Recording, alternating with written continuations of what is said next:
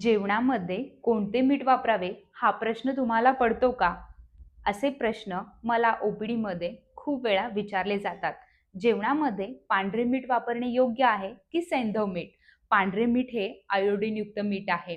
तर सैंधव मीठ म्हणजेच रॉक सॉल्ट, पिंक सॉल्ट यामध्ये अँटीऑक्सिडंट प्रॉपर्टी त्याचप्रमाणे ओमेगा 3 फॅटी देखील असतात. हे दोन्ही मीठ शरीरासाठी गरजेचे आहे.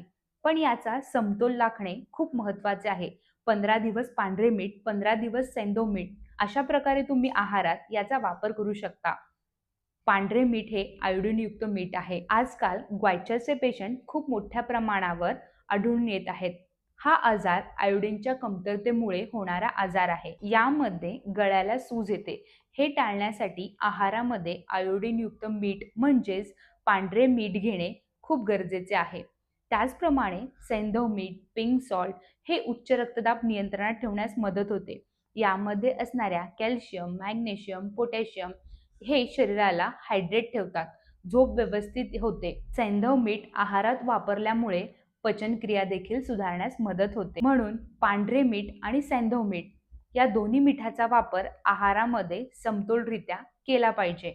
म्हणजेच त्याचे फायदे आपल्या शरीराला योग्यरित्या प्राप्त होतील.